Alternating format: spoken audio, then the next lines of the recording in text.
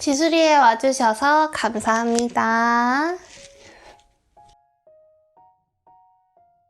네, 오늘의 알밥은 바로바로 근로장학입니다. 근로장학은요, 대학생들의 필수 알바라고 할 수 있죠. 근로장학은 교내근로와 교외근로로 나눠지는데, 먼저 교내근로에 대해서 자세히 얘기 드릴게요.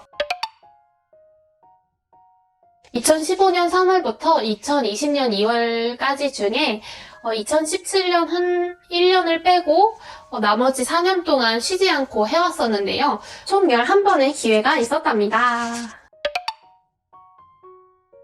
담당 업무는 교내근로 기준, 간단한 사무보조 업무 등을 하고요. 간단한 영수증 정산, 그리고 심부름 정도를 했는데 사무실마다 정말 다르고 학교마다 정말 다르기 때문에 뭐라고 콕 집어서 얘기는 못 드리겠어요. 특이하게 했던 일은 저희 학교에 글로벌 라운지라고 있는데 1학년 영어 교양 수업을 듣는 사람들의 필수 과제가 그 글로벌 라운지에서 도장 받기였거든요.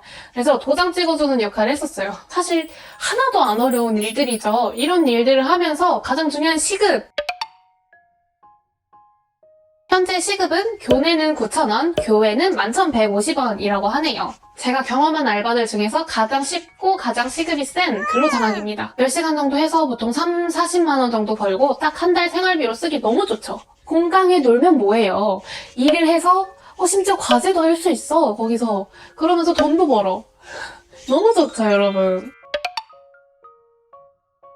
근무 시간은 정말 이건 사람마다 다 다른데 공강 시간에 맞춰서 시간표를 짭니다, 보통은. 대학생의 로망은 금공강, 월공강이잖아요. 저는 이 금장을 해야 되기 때문에 금공강을 해놔도 학교를 나가야 되고 뭐 그런 적이 거의 대부분이었어요. 그래서 보통은 일주일에 10시간 정도를 대부분 많이 하는 것 같고요. 저는 최대로 많이 했던 학기는 한 일주일에 15시간씩 일을 했었고 방학에는 또 달라요. 그래서 어떤 방학은 주에 20시간밖에 못하고 어떤 방학은 40시간까지 가능하고 그래서 정말 매 학기, 매 방학마다 다르기 때문에 제가 딱 얼마다라고 얘기는 못 드리지만 보통 10시간 이상이라고 보면 될 것 같아요.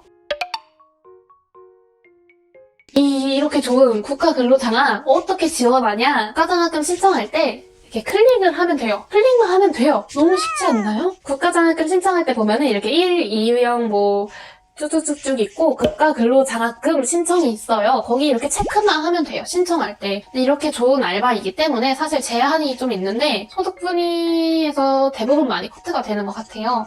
4분위 이내가 1순위이기 때문에 4분위 이상은 좀 되기 힘들어요. 하지만 혹시 모르지 않습니까? 왜냐? 이때 신청을 해놔야 방학교외근로 때 신청을 할 수 있거든요. 방학교외근로는 분위랑 성적은 그렇게 중요하지 않아요. 이건 좀 나중에 다시 얘기를 하고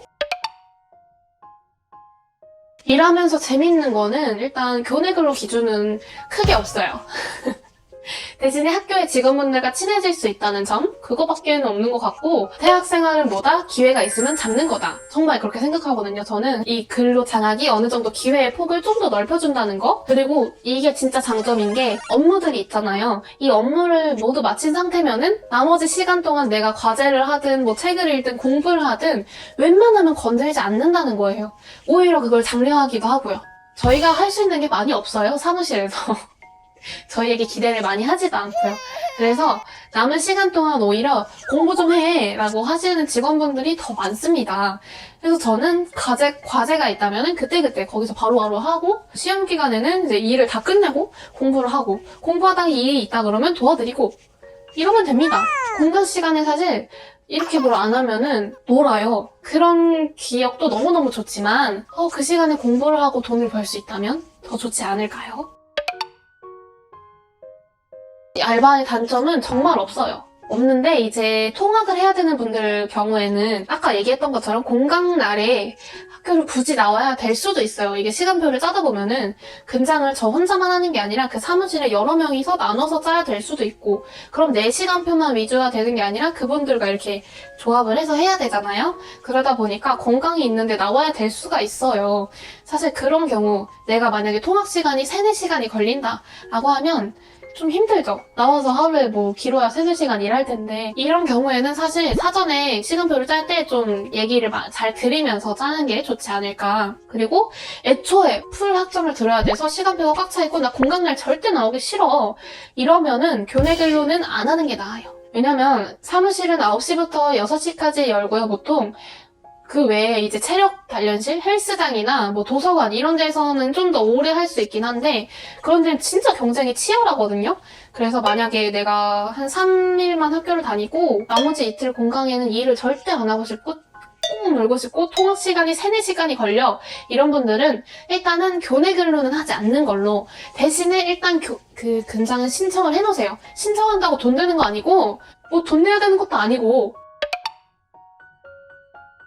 아르바이트의 유의사항은 근무 후 5일 이내에 출근부를 반드시 등록을 해야 되는데요. 꼭 등록을 하셔야 다른 학생분들이 제 날짜에 월급을 받을 수 있답니다. 어쨌든 5일 안에 출근부를 입력해야 하므로 저는 한국장학재단 어플리케이션을 추천드리는데 공인인증서만 있으면 되거든요. 일 끝나자마자 바로 하는 게 제일 좋아요.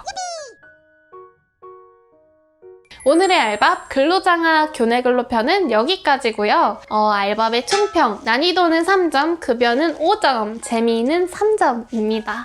그러면 교외근로편으로 바로 돌아오겠습니다. 다음에도 지수리로 놀러오세요.